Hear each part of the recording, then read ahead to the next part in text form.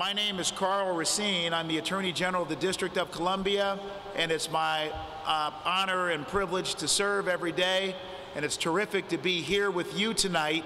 Can everybody hear me pretty well? Yeah? Okay. Very good. We're going to have a robust panel discussion.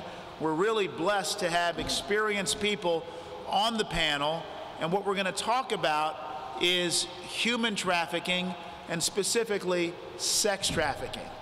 I'm going to just point out a couple of people who are here. I have several of my colleagues here, and so I would ask anyone who's working at the Office of Attorney General, even though this is your own time right now, raise your hand so that the public can see you, and if they have any questions, you can feel free to ask all of those fabulous people with their hands up at the Office of Attorney General. In addition, you've got two gentlemen over there in the back, handsome guys. They're the community engagement operation of the Office of Attorney General. They also are ready to help you in any way. And then lastly is firstly, I'm going to introduce the panel, then I'll give a brief introduction, and then we'll go into our discussion and leave time for a good question and answer period for you, okay? So look, on our panel today, we've got 5 fabulous panelists. I'm a little partial, so the first one I'm going to introduce is Erin Cullen. Erin is the Deputy Attorney General at the Office of the Attorney General, and she focuses in on the Family Service Division and helps kids who may be the subject of abuse and neglect. Erin, why don't you wave your hand? There you go. Big hand for Erin.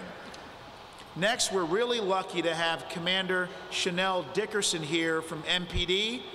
She runs the Youth and Family Services Division. Commander, there you go.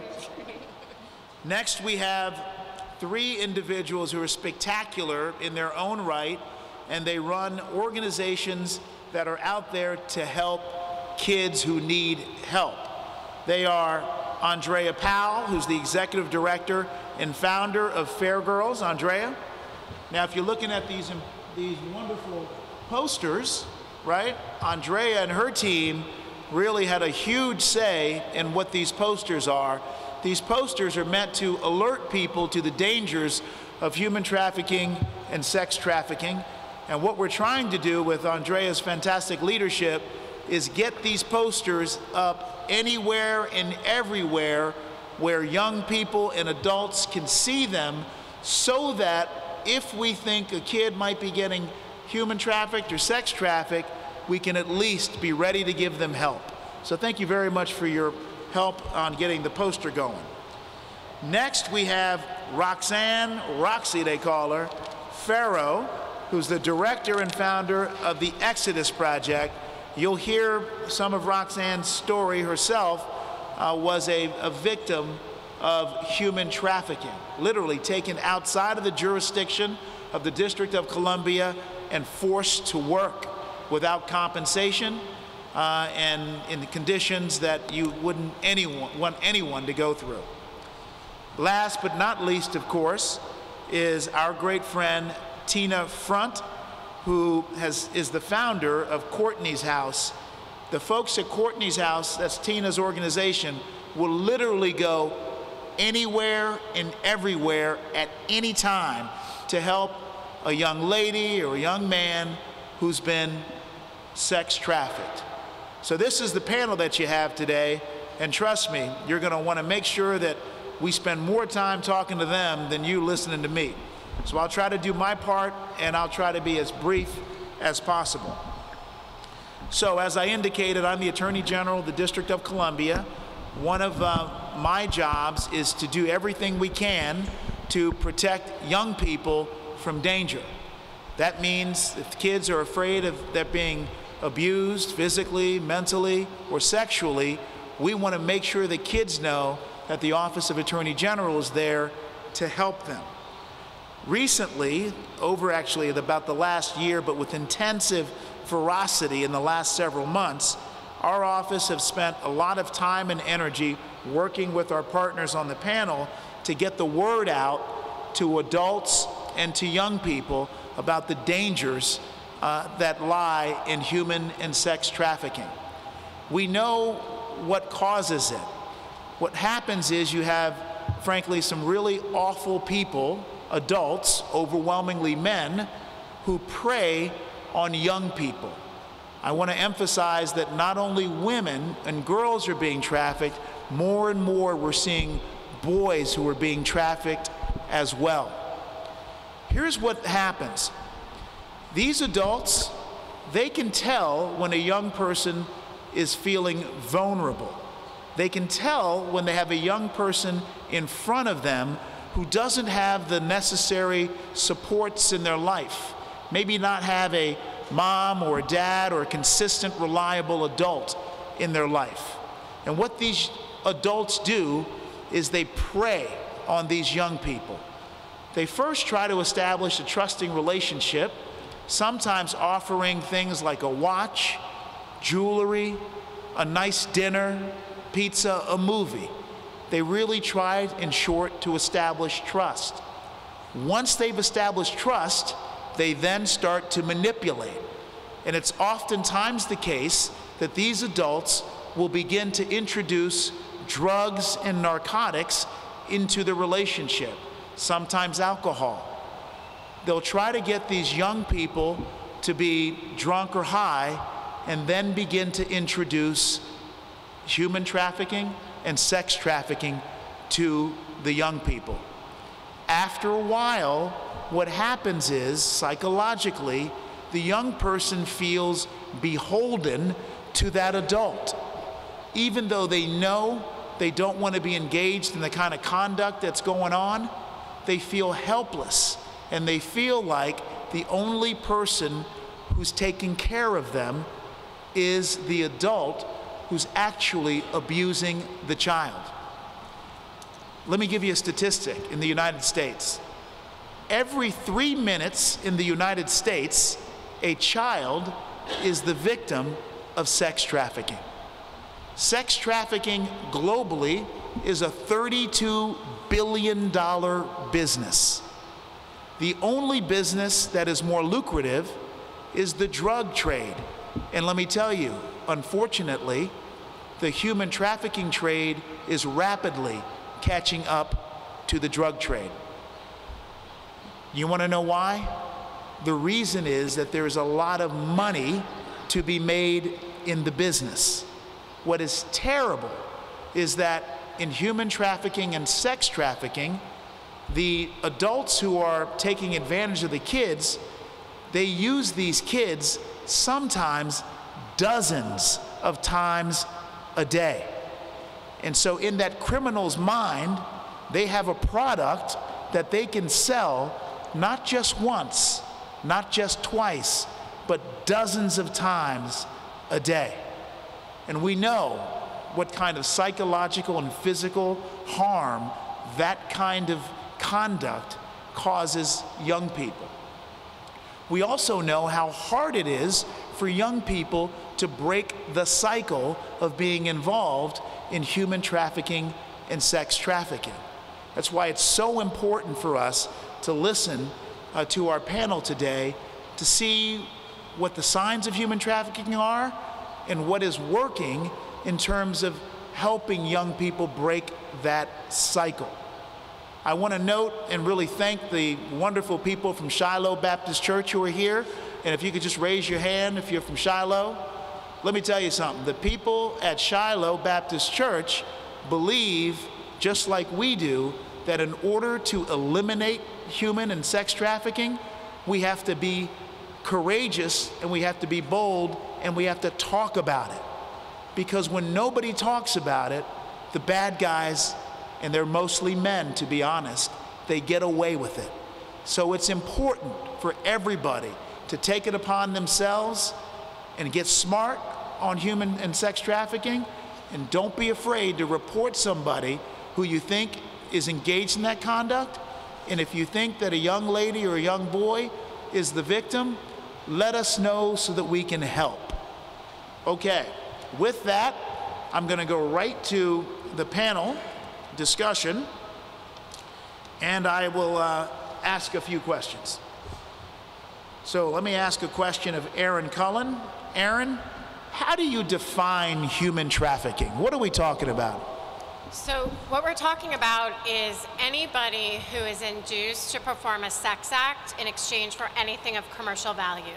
Things of commercial value could obviously be money or housing, food, anything of that nature. For people over the age of 18, you need to show force, fraud, or coercion. But for youth under the age of 18, you don't have to show any of that. No force, no fraud, coercion. Just the fact that the youth was encouraged to commit the sex act is enough. Historically, you might think that that's prostitution. No child should ever be referred to as a prostitute. So if you take one thing away from you this evening, I'd like it to be that prostitution is not something we should be labeling kids under the age of 18 with. That's a really important point. Just a few years ago, many prosecutors' offices used to actually charge the young people who were the victims of sex trafficking as criminals. We don't do that in DC anymore. We see those young people as victims who need help, and we're ready to give them help. Commander Dickerson, can you give us a sense of what the data shows about the number of kids in the District of Columbia who go missing and or could be victims of human and sex trafficking? Yes, sir, I can. From January the 1st of this year to until 4 p.m. today, we have 818 juveniles that have been reported missing in the District of Columbia. 15 of those cases are still open, so that is 803 of those cases are closed. As I've stated previously, that there is no connection between human trafficking and a large number of our missing persons. And when I say that, I am by no means suggesting that that's not an issue. I realize, along with a lot of my colleagues, that the longer a young person is missing, they're vulnerable for human trafficking. I appreciate that. Now, you're talking about the missing kids. That's been an issue in DC. A lot of reporters covered it in the newspapers and in the news. And I know that MPD started publicizing more on social media whenever a young person was missing, which is a good thing, so that we know they're missing so we can help. But do you have any sense of how many kids are the victims of human sex trafficking? No, sir, unfortunately, I don't have that data. And part of the reason why you don't is because, again, it's a crime on the part of the adults that not many people report. That is correct. It's underreported. And one thing that we can do as, and I may be jumping the gun a little bit, as a law enforcement response is to bring awareness to this issue. And that's what I did when I did the social media campaign, because I wanted the people in the District of Columbia, and it also made national news of the issue surrounding our young people being missing. Thank you so much. I'm going to come back to you. Let me go to Andrea for a second. Andrea, tell us about Fair Girls. What is Fair Girls, and what do the people out here who are so concerned about young people need to know about your organization? Hi, good evening. I'm Andrea with Fair Girls. Fair Girls is a direct service organization, just like my other colleagues here tonight. We provide safe housing for young women and girls who are exiting all forms of human trafficking, who are between the ages of 18 and 24. We also serve about 150 young people all across the city, as well as Maryland and Virginia, who have experienced situations of commercial sexual exploitation, or all forms of human trafficking. And so what I mean by services is, of course, you might think of counseling, you might think of, support group, but it's also making sure that they get back in school, even working with their teachers to make sure they're not being bullied at school when they come back, because oftentimes kids, find out about what's going on with another young person in their community, and then we stay connected with them. On average, our clients stay connected to us anywhere from 2 to 5 years. So it's a very intensive process. The majority of the girls we work with have already experienced life inside the child welfare system. About 70% of the girls we work with are or were in the child welfare system. The majority of our girls report to us that they were first sold into sex trafficking when they were about 14, and it takes about 4 years before they're identified for services on average. Now that changes when we look at our clients who were exploited by family members. The average number of years they're exploited before they truly get help is 9 years. And so what we're thinking about when we think about the issue of sex trafficking and why it's so important to have this awareness is that it's often happening under the radar. It's under the lens of people thinking, oh, that's just a runaway kid, that's just a bad kid, or she just wants to be out running the streets, or he just wants to get in trouble. But the reality is that a lot of those signs are cries for help. And so when we're working with a young person, whether they're at risk or they've been in a trafficking situation, we're trying to hear those cries as a community and make sure that they get the services they need to go on with their lives. And we see some real success stories. We see girls going on to college, starting families, becoming pharmacy technicians, working at the UN. And we also see young people who, continue to struggle because the years of trauma they've experienced is really harsh. And so it's a citywide effort, and Fair Girls is one of the service providers doing the work, but we certainly can't do it without all of you. Thank you so much. So you have a sense, actually, of the extent of the problem, because you see, the young folks who come in and need the help.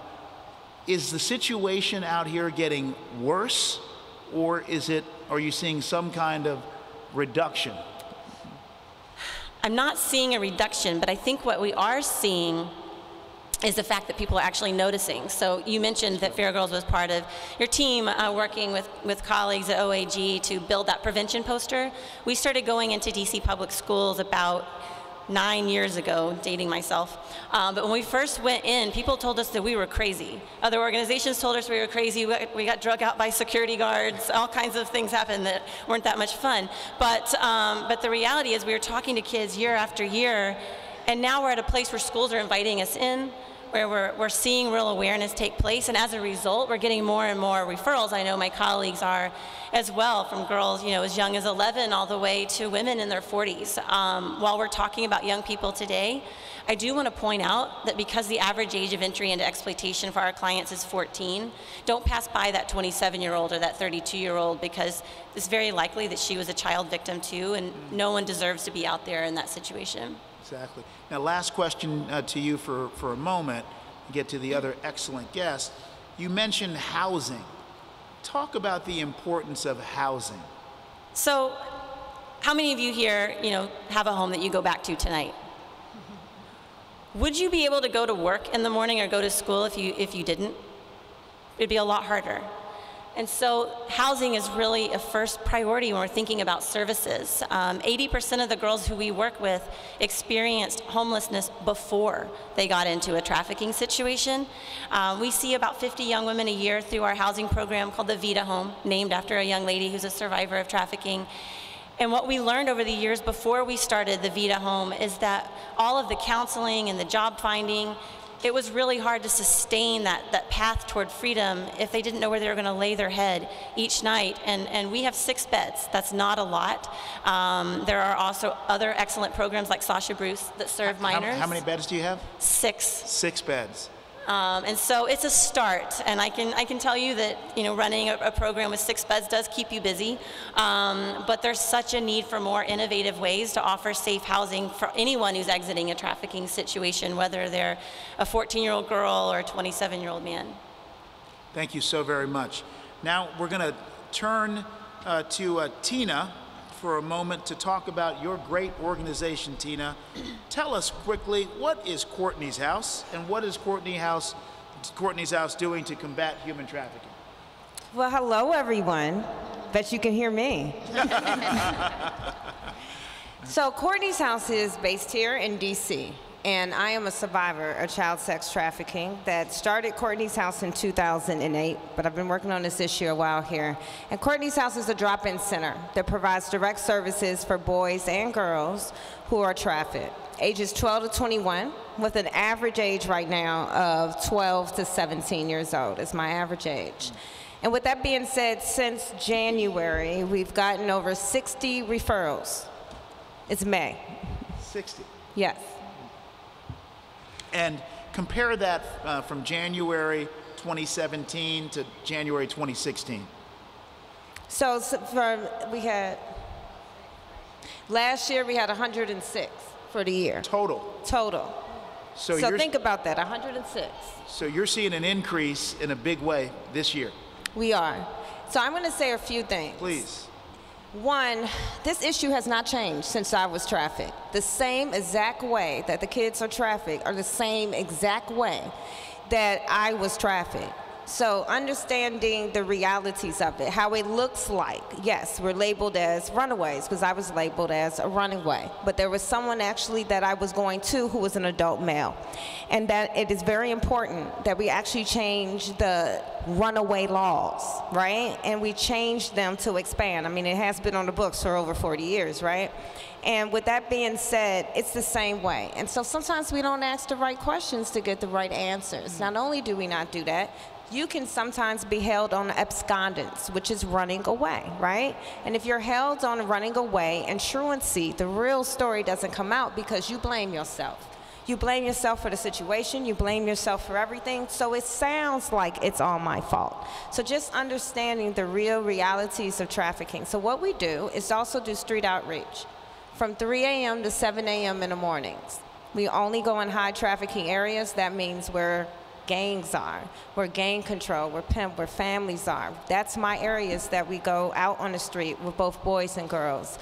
I think that, you know, it's a lot of amazing programs, but having a survivor's perspective is very, very important in programs because of that connection we have. So yes, our numbers since then was 60, and we have a small staff. I was going to ask you that. Tell me, how large is your staff? We have 3 and over 1,000 volunteers. So wow. Thank you all in the room who also volunteer at Courtney's House, the wonderful church as well. And just think about what we can do with even more staff and time and opening our hours and giving even more case management if we had more people. Let me ask a question about people and money, because we've got 6 beds. I know you're doing everything you can with those beds. You got 3 staff, 100 volunteers. How are you funded? Does the government of the District of Columbia give you any money? So, no, but I'll take it. So let's talk about that because we're a nonprofit, right? And we beg accordingly. So with that being said, we have foundation funding. We have federal funding, yes, just recently. And no, we do not have any DC government local funding yet. And we also serve DC, Maryland, and Virginia. And how about for Fair Girls?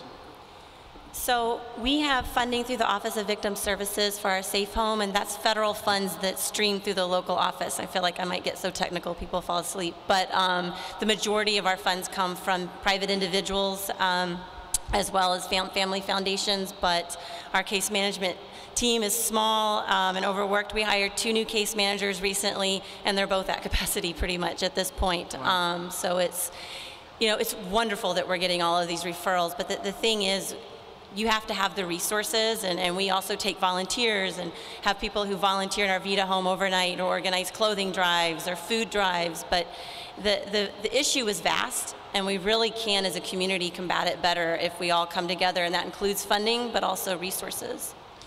Excellent. Roxanne, you run a project called the Exodus Project. You know, that means exit, that means leaving out of bondage. Can you tell us a little bit about your personal story, then I'll ask you a couple questions. Is that okay? Sure. Just want to let you all know the Exodus Project is actually a nonprofit here that's based in Washington, D.C. Can everybody hear me? Okay, great. What's your question? Oh, my question was, tell us a little bit about what motivated you to start the Exodus Project. Okay, so basically I started the Exodus Project a few years ago, and one of the biggest reasons why I started, aside from my own experiences, just like what Tina said, a lot of the youth here today, stories are similar to my stories. I came home in 2001, shortly before September 11th, and now it's 2017, or you know, when I started 2013, these youth are saying the same thing. They were manipulated the same way. They came from abusive households. They were mislabeled. They were mistreated. So one of the biggest reasons is to create awareness so that people can understand exactly what's happening, and so that people will stop looking at this issue as a one thing, as like abuse or just running away or maybe just being that aggressive teen in school. Hopefully people will start to open their eyes and ask more questions and look at some of the things that they aren't saying. We started initially as a sticker campaign. First, it was just on social media, just to spread the information. We put little facts about human trafficking, and what we realized, a small team of us, is that we weren't getting any type of response. People really did not understand what it was, and if they did, they only saw it on movies or TV, so that their information or their insight was really limited. After that, we decided to step it up a little and create physical stickers. So one of the ideas one of our team members had was to put them in neighborhoods that we thought where trafficking probably was happening the most in Washington, D.C.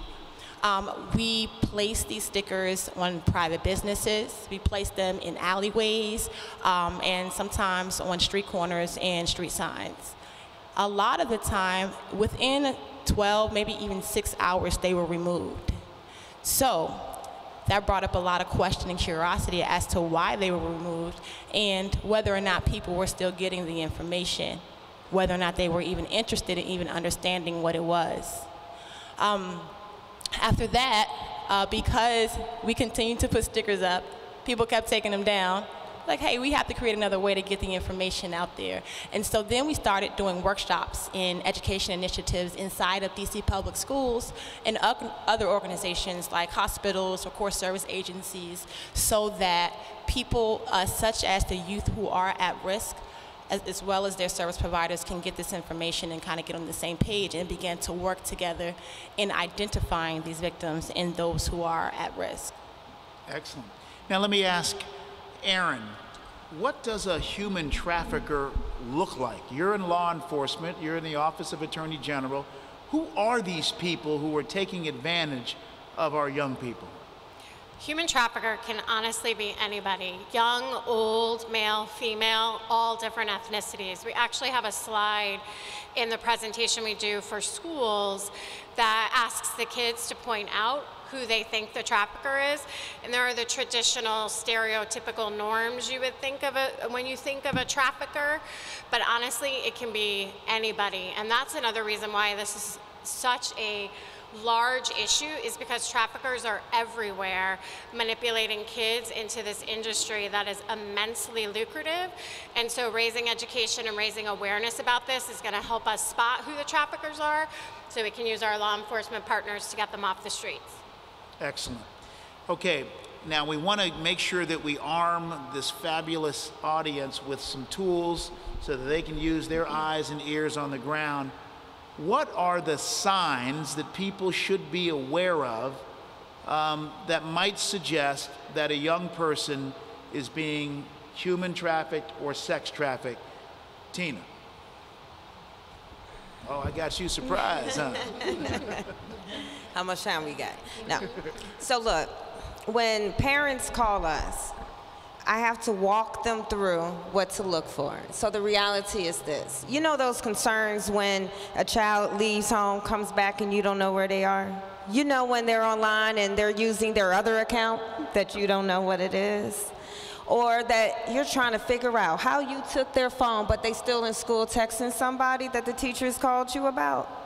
So why do they have another phone? Maybe they're using and talking to someone somewhere else. Maybe they didn't tell you about the party that they went to and that you saw something in reference to. These are actually signs that are right there in our household that sometimes we don't pay attention, or we think, let's give our kids a little bit more privacy, but they live in your house and you pay the bill. It's really important to understand all the social media and educate yourself. Parents, listen, the Instagram you have, the Facebook you have is not what the kids see on theirs. It's not. So they see more ads advertising sex. They get more open response to people trying to be their friend on it that they're not telling you about. So checking their information randomly and checking their phones are fine. Looking at their account, and I say that is because we do have to keep our youth protected. Think about a couple years ago when you was a teenager. And when you were a teenager, you didn't tell your parents stuff because you knew that you can handle a situation. Well, that's what they think too. And because they think that, it is very important to watch and wear every outfit that comes in. Everything that they have that you have not bought them, it is important to question. I love it. I leave it to other panelists to fill in on that. That was a pretty comprehensive answer. Any other suggested tips or signs that you see? So I think for those who are educators in the room, I don't know if we have any of those, one thing that we started to notice is that there were patterns to youth who are missing schools where there were risks, missing, every Friday, every Monday, missing out, or coming to school and changing clothes, as they're leaving at the end of the day. I mean, these are things that teachers have told us about and things that we've learned. And Tina is right. As parents, we have to be nosy. I mean, you are in fact the parent, and I know that it's sometimes tricky because the social media is changing all the time. Like recently, it's like, oh my gosh, I have to learn how to use Kik. But you have to be aware. We have multiple Facebook accounts at Fair Girls so that we can get to know, okay, what are some of the signs? If you have a girl who's been, in my case, if I have a young lady who's been referred to me and I see her, I'll just use Facebook, and I see, okay, all of her friends are all these older guys, and I go to their pages and all of their friends are a bunch of younger girls. What 35-year-old man has a bunch of teenage girls on his Facebook page as all his friends? I mean, you start to see these signs. People talk about tattoos quite a bit, and that's, I think, tricky because those evolve. And a lot of kids get tattoos, however you feel about that. But it's about how what those tattoos say and what they indicate, and looking at, how a young person's friendship patterns change. A young girl who used to hang out with her girlfriends all the time and now suddenly doesn't have any girlfriends and is always talking to some guy and looking nervous and looking like concerned as she's on her phone. Those are things you want to ask questions about, and you want to understand, who are their friends, who are their networks. And if a young person is leaving home persistently, that may be a sign of trafficking, but it may be a sign of something else. And if it's a sign of, say, intimate partner violence or domestic violence or bullying at school, addressing those issues make them less at risk towards being trafficked. And if they are being trafficked, as I mentioned before, about 80% of the girls we work with have either left home or experienced homelessness before they got trafficked. Thank you so very much. Okay, look, I've got plenty of other questions that I can ask, but want to make sure I open it up to the audience. Good evening. First of all, I'd just like to say I'm glad to see you here, and I'm a member of the Friends of Kennedy Playground here in this building. Mr. Racine, you asked the question, has the problem been reduced over the years? I can tell you honestly, when you walk through this door right here, you saw a clean hallway. You didn't see too many teenagers, etc. But those two bathrooms that you passed were the #1 facilities where sex trafficking was done 3 years ago in this building. It was the #1 facility in Washington, D.C. This recreation center. We pressed the City Council. We embarrassed the Department of Recreation to get more involved in what was going on here at Kennedy. I'm proud to say today, you don't see it. There's a reduction, okay? Thank you so very much. I think, what that wonderful gentleman just said is that the power actually resides right here in you. And not only if you see something, you should say something, but if you think that the government can do more and it's not, tell them, right? There's no reason why these organizations should be financially struggling. We should give them as much resources as possible. Next question. Hello? Yes, it works. Hey everybody, my name is Sanka. I work at a local nonprofit called HIPS that works with people who engage in the sex trade and drug use in the city. So my question is, most studies show that less than 10% of youth who are currently trafficked actually have a pimp or a manager. And a lot of them, I think almost 90 to 95% are saying that they're trading sex because of money, because of a literal lack of money, a lack of services, a lack of housing, a lack of food. That's for young people and adults who are trading sex. So I find that often a lot of these conversations focus really heavily on how do we find a trafficker, when what a lot of kids lack is services, is literal social services. And for a lot of our queer and trans youth, those services aren't coming from the home. They're being kicked out of their homes. They get kicked out of shelters. Almost no shelter in DC has been found to be trans safe. A lot of folks have been turned away based on their gender identity, whether or not they're able to access resources in ways that are specific to their gender identity. We're seeing transgender youth every single day who don't have any resources, and HIPS is out on the streets Thursday, Friday, Saturday night on the strolls from 11 p.m. to 6 a.m. talking to people, and their biggest problems are social services not being competent. Their biggest problems are police harassment and police not being competent in whether or not sex workers, like what the sex work world looks like. So my question is, how do we push more money into the social services that are actually there every day instead of focusing on these traffickers, who some of whom exist, and money needs to go to targeting traffickers for sure, but most of it is, how do we keep people from being so vulnerable that they have to access the sex trade? That's my question. Brilliant question. And I see Tina grabbing the mic. I know HIPS quite well, and you guys do an amazing job on the street at night during street outreach. So let's go back to the statistics for a minute. So as a child, you know, and I was in the life for over 20 years. So with that being said, we work with a lot of youth. And so you know, you guys are out there, so you know the pimp control locations on 11th Fennell that are forced out and have pimps and they're not taking the money. You guys know that. And so I totally agree with the funding resources pieces. But unfortunately, there are a lot of kids that are also being trafficked. And the word, you didn't use it, but similar to survival sex, right? The only thing with that is that any child under the age of 18 can't submit themselves to survival sex because it's grown people having sex with them, because it's child abuse. So that does mean exactly what you said, though. So we should, as service providers, be fighting more for housing, permanent housing for LGBT youth and transgender youth because of it, and not in removing the survival sex piece, because either way, that's not surviving if a grown man's having sex with us. So you're right on expanding the services piece. Yes, definitely. And all working together, and also ending the piece of people buying sex for children as well. So I'd like to actually add to that, because housing is definitely important, but there's something that we haven't brought up quite comprehensively, and I really appreciate the work that HIPS does, and I think there's a lot of need for multiple services throughout the city. Not every person who's experienced trafficking or exploitation needs the same thing, so we need diversity in what we provide. One thing that we consistently see at Fairgirls is the need for very trauma-informed mental health services that specifically address the needs of someone who's been through that type of exploitation, whether or not they had a trafficker. It is a traumatic experience.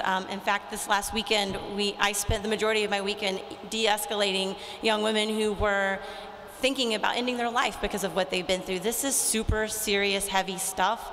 We are starting to see a really strong commitment from the Department of Behavioral Health to create a network of service providers in the city, but we still need to do more. You can't just say to someone, okay, I've gotten you away from your trafficker, he's in jail, and here's an apartment, good luck. Like, you need to have a network of people who care about you, and you also need to make sure that there's job opportunities, because you hit the nail on the head. It's really hard to leave an exploitative situation when you're not sure how you're gonna feed yourself. Many of the young women we've worked with are still struggling to get up to where they want to be educationally. They don't have a history of employment because of what they've been through, and suddenly they're expected to work day in and day out at a job that frankly leaves them in poverty, and then meanwhile they're living in neighborhoods where traffickers are coming up to them and saying, hey, it doesn't have to be like this, and they're selling them these false promises. Again, many of our clients go through the cycle of trafficking over and over again before they finally become free. Freedom is not a process that happens in a day, it's a lifetime of rebuilding, and so we need those services in place permanently. Thank you. Go right ahead. There's also a need for a multidisciplinary approach to families as well. Yes. So there's the individual who's trafficked, and then there's the family that they come home to or they don't come home to. How do we approach them, and how do we decrease the vulnerabilities there? How do we treat the intergenerational trauma that's within the home as well?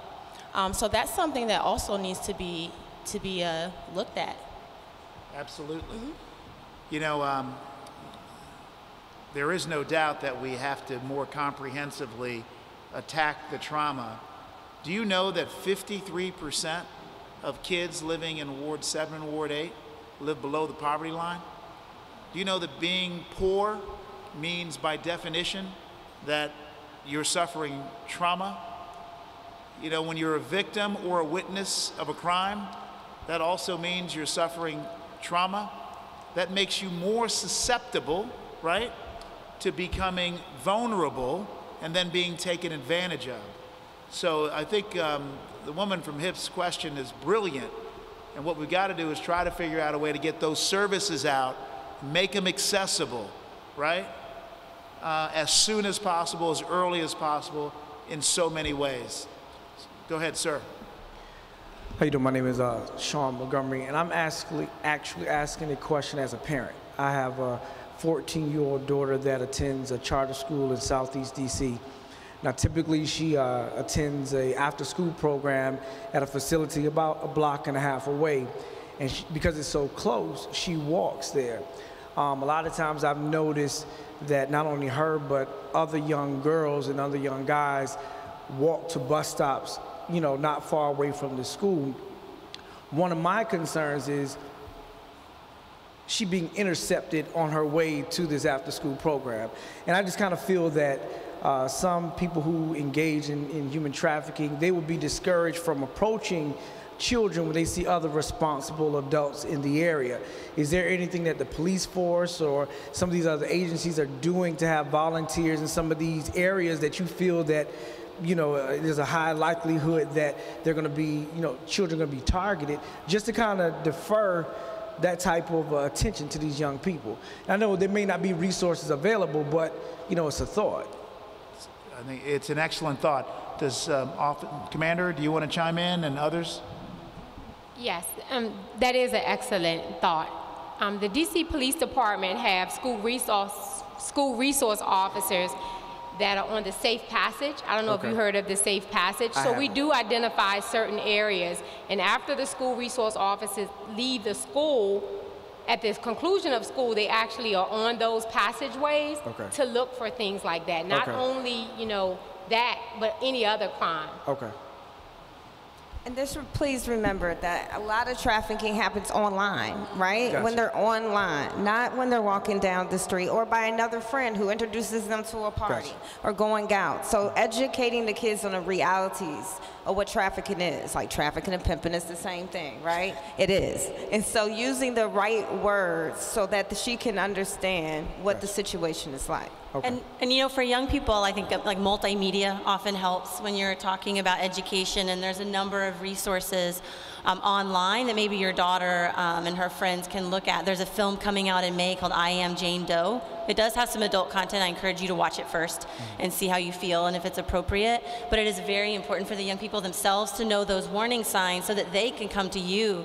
There was a case recently of a 13-year-old girl who was being lured by a man in his 30s through Instagram, and there's like 3 amazing facts here. 1, the girl went to her mom. She didn't just like shove it under the rug. And 2, the mom was like, oh, I'm gonna get you, and played along and pretended to be the daughter, then got law enforcement involved, and then the guy was arrested. So that's a case where I don't know if it would have led to trafficking, but it was leading nowhere good because he was planning to come get that girl from her home. So we have to make young people comfortable to know if someone's approaching you or something's happened, you don't have to be out there alone. There are people who are here to help you. Thank you. Also, I would suggest to report it to the police, and you can encourage your neighbors, your family member. If they see something, say something. That's the way we can know that this area is a bad area or area that we need to target based on input from the community. I've said over and over again, the police cannot do this alone. This is an issue, but it will take all of us working together for solutions. We have always said that it takes a village to raise a child. It takes a village to save one as well. So I just implore everyone in this room to work together. And like you said, if an adult sees something that does not look right, It may not be your child. You may not know the child, but call the police, get a tag number, take a photo with your phone and pass it on to us. You can text it to a tip line. We're just definitely here to help, and I'm eager to work with anyone that's eager to work with the police department on this issue. I was just going to also add, talking to your daughter about it is going to be extremely helpful. Traffickers are highly manipulative. They're looking for people they can easily manipulate. Right. So self-esteem is a huge thing that we're working on, because you want to talk to girls about how they can, girls and boys obviously, but how, particularly girls, about how they can be vulnerable and how they can be easy victims. And so self-esteem is a huge thing, and just doing what Tina said, be in your child's business and know what's going on, because traffickers are going to find kids who people aren't looking out for, and they are easily brought into this. Gotcha. And what a great question from a great dad who all he wants to do is make sure his little girl gets from point A to point B. This Saturday, was it Saturday? Yeah, this past Saturday, I was up in Ward 7, right by Fairfax Village, so right by the shopping mall up there. And I was talking to a young lady who told me that her neighborhood organized about 5 years ago to transform itself by planting flowers, cleaning up trash, and otherwise putting in some civic pride. And she said, I've not checked the statistics, but I believe her, she said that since that time, more neighbors have come out to beautify, and there's just been less crime. Oftentimes, just as the commander said, we look to the government, right, for solutions, when the solution is in the church. The solution is in us saying to each other, we got 10 parents gonna make sure that one of us is with them girls when they're getting from point A to point B. We sharing the load. So be creative and rely sometimes, you know, on yourself. But thank you so much for that question, sir. Thank you for your responses. You got it. Now, this is one of my real dear friends, so I know he's gonna ask a hard question. Fair enough. Well, I appreciate the sentiment. To you as well, you're doing a great job as AG. My name is Steve Oshana. I'm the executive director of a non-for-profit called the Demand for Action. We advocate for victims of genocide, specifically in the Middle East, many of whom are victims of trafficking as well. I'm curious if the trafficking of women from overseas is having any impact, or if there's any sort of relationship or correlation with the dynamics of homegrown trafficking, which seems to be what you folks are talking about. Specifically, you know, people coming from like Eastern Europe, coming from Middle Eastern countries, they almost exclusively all get trafficked through Turkey. They all go through Istanbul. And I don't know if there's any sort of cooperation between those governments and the district governments through the consulate here. But I'm just curious to hear your thoughts of, like, you know, what impact the international human trade is having on local human trafficking in terms of recruitment, in terms of policing, what challenges it might pose. Okay, so in addition to the work we do locally, Fair Girls, oh, where are you going? Oh, okay, no, come back, because this might be a dialogue. So basically, Fair Girls has had programs in Russia, Uganda. We're active in Serbia and Bosnia. As a matter of fact, I personally got connected to this issue because I had a friend who was trafficked in her teens by her parents. She was the fourth wife of a man who abused and sold her repeatedly before she disappeared. So that was my inspiration. So I've worked a lot in Eastern Europe. I want to say on how it impacts locally, and a lot of this is my observations over the years. So take that for what it's worth. But international trafficking often operates on a different plane than what's happening locally. About 10% of the young women who we serve at Fair Girls come from other countries, predominantly from Central America, as well as East Africa, and then to a limited level, we have worked with some young women from Eastern Europe, particularly Russia and like Latvia, Estonia area. In terms of recruitment, many of the young women who we've worked with, particularly from Eastern Europe, the strategy that traffickers use is more like, I'm going to offer you a better life.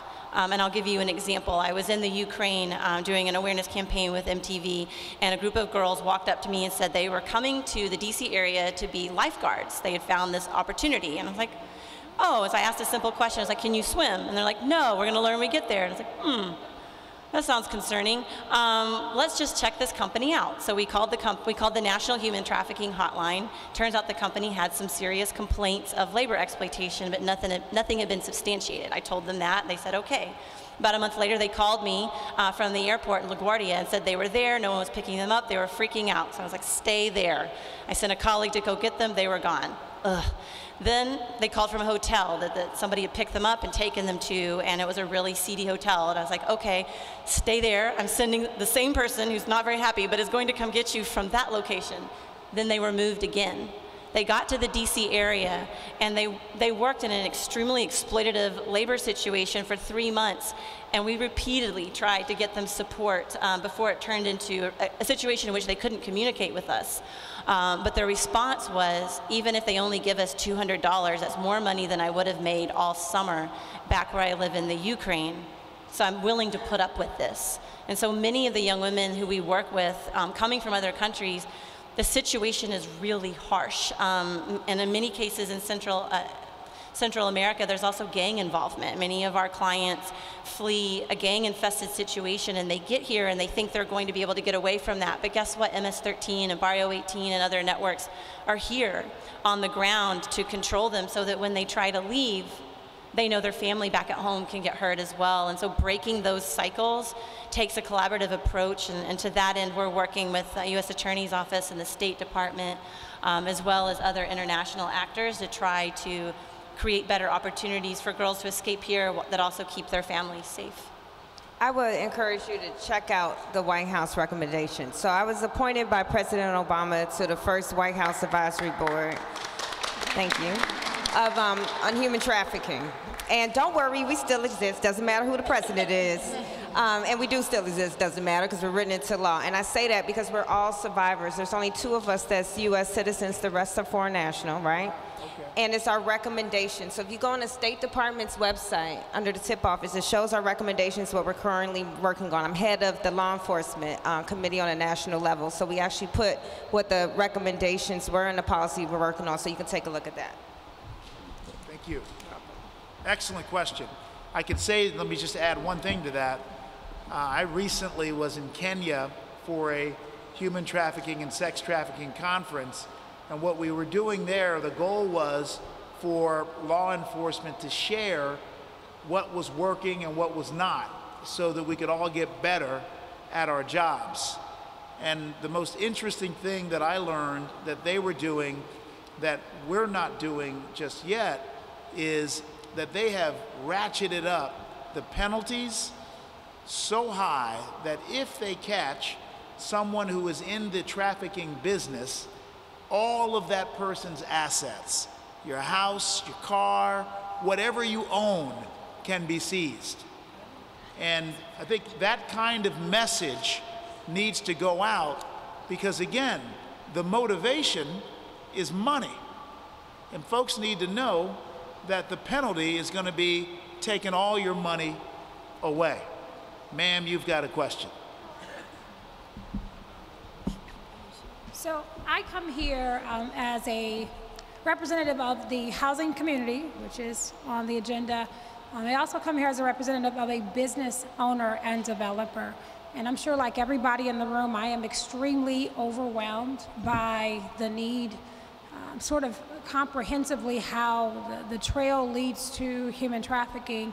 So several questions. One is, what is the sort of intercessory activity? So before they get to Exodus, before they get to human trafficking, what is the intercessory need? Where does a community step in to say, how do I build up the self-esteem? How do I break the bond of I've got to wear a label to be somebody? How do we increase self-worth? And where does that need meet the business owners? Because part 2 of why I'm here is I feel like we as business owners and apartment community owners, we close the door at 5 o'clock and we go home. But when we do an eviction, there could be a 16 or 15-year-old teenager in that house who is displaced from the family and they become vulnerable. Or we as business owners up and down the avenue, we patronize a lot of the activity, but then we close the door and go home. And so I raised the awareness to my business owner and my management company to say, we're a part of the problem and now we need to be a part of the solution. So I need to really understand where we fit in. That's great. Sure. As business owners, one of the things that I try to talk to a lot of people about is citizenship or corporate social responsibility, which basically looks like you putting on events for your community to enhance awareness or to connect the dots for the community so they can understand what human trafficking is and who it affects. Yep, and if I can just add, you know, everybody in my office, Erin certainly knows that last year, about 16, 17 months ago, a young lady came to my office. She had gotten herself into a little bit of trouble and had gotten into a pretty hard scuffle with her mother. And as a result of that, she was arrested, and we had to make a decision as to whether we were going to prosecute her. We made the decision to not prosecute her, but to instead put her in a place where she would get programming and services like the woman from HIPS was talking about. Real good wraparound services, psychological assistance. And then sure enough, this woman came by my office just to say thank you. It had never happened before. She was 16 years old, and she told me her story. Her story was that she had been trafficked and taken away to New York City when she was 12 and a half, gone for 3 years, came back, was all tensed up, and was beefing with her mom. So look, she had the 6 months of services, and to be honest, the services ended. At that point, she was looking for a job. Fortunately, we had a little bit of money in our office. We were able to hire her, okay? And she worked at the job. And you're gonna get my point really quickly. She worked. Then there was a woman at my office. Nobody asked her to do anything, but what she did was she introduced this young girl to a not-for-profit organization called Dress for Success. They took her there, and Dress for Success has clothes, hairstyles, all kinds of things to allow for young women to feel like they're dressing professionally. She started dressing professionally at work, feeling confident, but I gotta tell you, I did see signs from time to time that there would be some backsliding.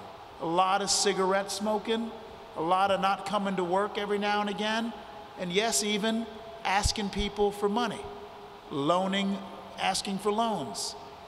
Here's the point. The point is that these issues do not resolve themselves at 5 o'clock when you go home. Absolutely.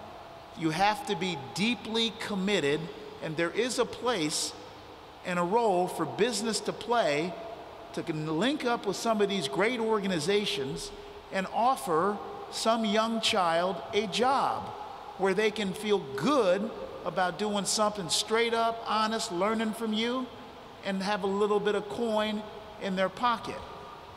Then you can mentor them and encourage even further advancement. To be honest, we all know that's what these kids need. What these kids need is what we had. Somebody who stuck with us through thick and thin and gave us opportunities and also paid a lot of attention to us so that we were never lost. And so I love that you're asking the question how you can help, and I guarantee you these folks here will let you know how you can help some of their folks. I have one more question. The other question is, I have approximately 15 apartment communities in my portfolio, and we have probably 4 or 5 different languages. And so the other challenge is, how do we find resources to communicate with somebody who's at risk? So for communication, there's language access lines, and also the National Human Trafficking Hotline. If you call them, they will connect with a professional translator, because sometimes some of the lingo can be challenging. I also wanted to point out another story just really quickly, because I really want to hear these young ladies behind you's question. But About 6 months ago, a man here in DC started something called Emergency B&B, and it works to connect refugees with housing opportunities. And I heard about him through a friend who's a local reporter, and I said, can you get me in touch with him? And we've been thinking about how could we create something similar for survivors, young adult survivors of trafficking. And the past few days, we've housed 2 young women in host families. And let me tell you, like, the sense, actually, you know, as I'm sitting here, they're texting me things like, they made me dinner. This one has a job for me. Like, this is going on and that going on. It's just a sense of community, because that's what we have to be. We have to create that community. But I'm going to stop now, because I just really want to hear what you guys have got to say. Hello, my name is Jay, and my question is that how do people do not get caught when they steal childs? Can you repeat the question, Cameron? Janie? Oh, yeah. I think I know what you asked. You said when people take kids, how come they don't get caught? Right away. Right away. Good question. Officer, do you have, Commander? Well, you know what? I think if you were a police officer, you would be on the ground and looking for people who take kids. The police are trying really hard. I think what happens a lot of times is that people don't tell folks what's going on in their lives. And this is a matter of just being a little too disconnected, right? Yeah. When you're more connected, you share more, and that way you're able to help. So what you can do is you can be the best friend that you can be to everyone you meet, and when you sense that somebody needs a helping hand, tell them that it's okay and that you'll help them out no matter what. Wait a minute, don't go away. I just want to say something. You could actually help the police. I asked for the assistance of the adults here, but I also need the assistance of a child. If one of your friends is talking to an adult and you know that that's not right, then you need to tell an adult about it. Also in your community, you may have heard of people talking about snitching. So that should not even be in your vocabulary. You are not a snitch. You can never be a snitch. You need to say something to the police or to an adult when you see something, and that will help us be able to catch the people that take kids quickly. Because the police have to have assistance from the community in order to do it. So we need your help too. Thank you. Yes. You got it. You scored. Great question. Hello, my name is Brianna, and my question is, I have a comment. Okay. When Jay has said that how people can be so sneaky, a solution to that is that if police can put cameras on places where they think or know that where people took children, they can put the cameras there, and so if a kid got snatched at that place, they could roll back the cameras and look at it and see who took the child, and if the camera catch the tag on the back of the car, you could look at all the cars like that tag and all the cars like that car, and you maybe can find a child. We got a new police chief. Yeah, I know, right? She's telling me how to do it, right? Way to go. Okay. All righty. So we've got time for, boy, you're in luck. 3 questions. All right, all good. First, giving honor to God. Yes. The God of Abraham, the God of Isaac, the God of Jacob. My name is Minister Eric 6X, pastor of All Yard Church. I'd like to thank everybody for being here, because most of the time we don't show up and everything. Born and raised in D.C., graduated from McKinley Tech. I like to work with the police about the youth. See, God said, my people are destroyed for lack of knowledge because they reject knowledge. And I will reject thee for being priests for me. Seems you have forgotten the law of your God, I also will forget your children. See, this is a spiritual thing we're going through. And see, a lot of things happen, because I grew up in D.C. When we took prayer out of school, that's when everything started to happen. And some of y'all who don't know when Twinkies was 10 cents, y'all don't know nothing about that. When prayer got taken out of school, that's when we had this effect. So I ain't gonna take up too much time. I'd like to thank Courtney's House, because that's how I got here. I'd like to work with the police, because prison, school to prison, that's when all this stuff started. So I'm gonna step out the way. Amen. I'm gonna get these ladies here. Thank you for inviting me, and I will be talking to you after the meeting. Thank you. Thank you very much, brother. Most importantly, I'm a survivor, okay? I have a 22-year-old son by one of the infamous United States pimps that sold a book, How to Pimp, okay? It made $58 million his first year. I just don't understand.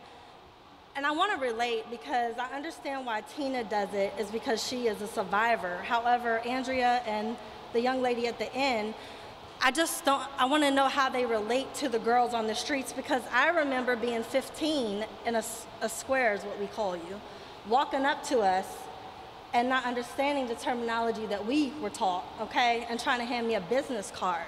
Now, back in these days, I'm on 12th and K, you know, getting money, and going in the paddy wagon, giving the officer commissioner $50 to get out, okay?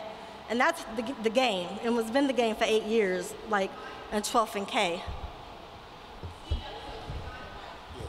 Okay, sorry about that. So I'm just trying to see how you all relate to the survivors and how you connect with them. And because it's like you're here because you care, and that's awesome. But how else do you connect? I think that's a great question. Let's go. So you say you know Tina. Quickly, Erin, how do you connect? What we do at the Office of the Attorney General when we go out and do speaking engagements is we ensure that we bring a survivor with us, because we know that the best way to get the message across is to be survivor informed. And I think the way to really ensure, that's why I really recommend Tina wherever I go. If anyone's going to come talk to me, I said, have you talked to Tina yet? Because we need to ensure that the survivor community is a community that their voice is being heard. And so that's how we do it. That's why we utilized Fair Girls to make the poster that we did, because we wanted to actually speak to survivors so that kids who are out there already becoming vulnerable, that we're going to speak to them where they are, like you just said, their experience. So if you don't naturally connect, you find somebody who does. Yep. So I also think that's an excellent question. About 80% of Fair Girls team are survivors of different forms of gender-based violence, including trafficking. The materials that we create, whether it's an outreach poster or a curriculum, or even things like how do we have that first conversation, those are evolving conversations with survivors on our team. I'll be really personal with you that, I was drawn into it because a friend of mine was trafficked, and because I was sick and tired of girls who I knew who were in those situations being overlooked or not being understood. And it's been a journey. It's continuing to be a journey to understand how to meet someone where they are, whether they're a survivor of sex trafficking or labor exploitation, whether they're from Alabama or Anacostia, but really connecting on a human level to see, one of the first questions I think anyone in a crisis needs to be asked is, what do you need right now? Like, what is one thing I can do for you in this moment that would make your day better? Oftentimes when I'm first speaking to a young person or a young adult on the phone who's been in a trafficking situation, say maybe law enforcement's connected us to them, that's one of the things I'll ask. And I'm not going to say, I'm here to provide you services as a victim of trafficking. I'm going to say, do you need some food, some clothes, a place to just take a break, a shower? And then let's build from there, like what are some of your goals, what are some of your dreams? And it's a process, and I think we're all learning, and not every person connects with every other person. So if someone doesn't connect with me or doesn't connect with one of my team members, we try to make sure that they connect with someone else on our team, or we connect them to another organization who also provides those services. But it is definitely a learning process for all of us as a community to really meet these young people where they are and how they need us most. Excellent. For me, I am a survivor, so that's all I do is connect with the people that I talk to. I'm also a mental health clinician. I work at one of the psychiatric hospitals here in DC. So I am a lot of the times the first point of contact that a lot of youth do come to. One of the things that a lot of survivors need, or those who are going through it, currently they need someone to listen to them and at the most believe what they're saying, believe their experience. That was one of the most devastating things for me, is when I came back home, no one believed me. Not the police, not the FBI, not the hospitals, not the social workers, no one. So that's how I connect, and I listen. I listen for what they say. I listen for what they don't say. I listen at the language that they're using. I listen to how evasive that they are. I listen. I'm supportive. So with the Exodus Project, we have disclosures all the time, whether it's disclosures of running away, disclosures of abuse, or sometimes disclosures of trafficking. Being able to listen and connect them with the resources sometimes means the world, if not their lives. Excellent. Thank you so much. And now we have our final question of the night. Thank you, and thank you for that question. So my question is probably directed most towards the AG's office, because what I heard was from our providers is that they're doing this on a piecemeal, on a string. It shouldn't be happenstance that by chance somebody takes somebody to Dress for Success. By chance somebody gives somebody a job. So my question to the Attorney General's office and the other folks who represent city government, how are you working with your Office of Employment Services? How are you working with your City Council, Workforce Development Committee, who is thinking about expanding summer and year-round jobs, who has introduced legislation connecting violence prevention and jobs? How are you working to address some of the systemic issues that our young girls and young men are facing, and to redirect funding dollars to support it, because it shouldn't have to be on a string budget? I agree, completely agree. That's a profound question. It's the right question. And to be honest, I don't think that the way that government is currently organized, you have that natural collaboration. Instead, you've got a lot of real good people in different agencies, who are doing good things, but not on a strategic and collaborative basis. I also think that there's room for excellent legislation and more coordinated resources to go out there and address the trauma that's out in our community right now. And so I look forward to working with you and other people to do just that. I want to point out, this woman's going to be upset at me, but that's okay. There she is now, sad. This woman here, Hillary Karen, just put your hand up, Hillary.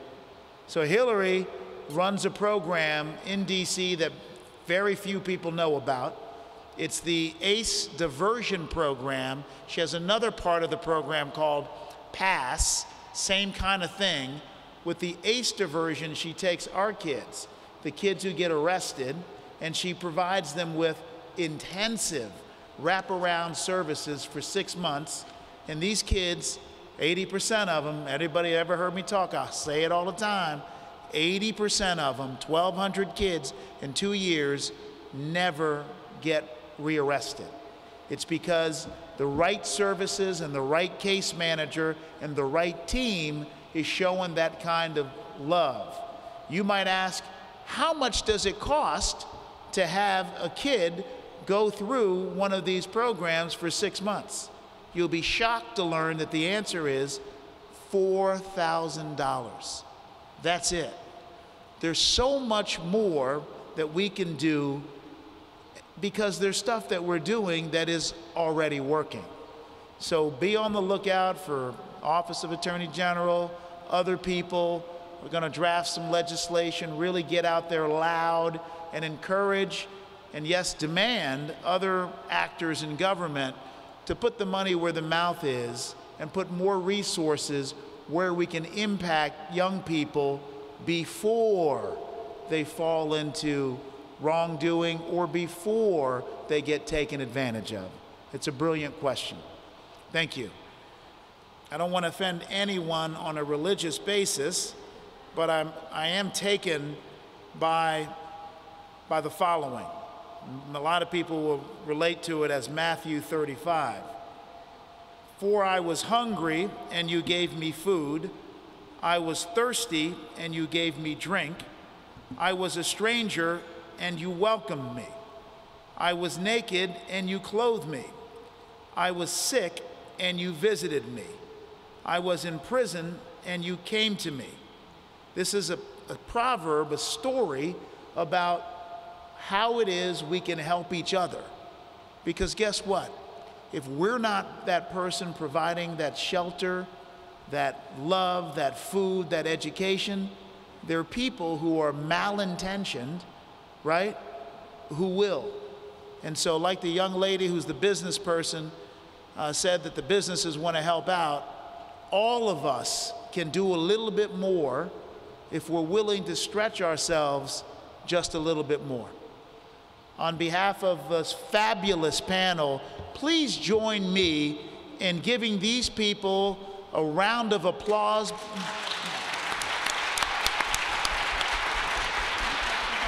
Because none of these people are doing their job for money. They're doing their jobs because they know that there's a need and they're willing to fill that need. Extraordinary panel.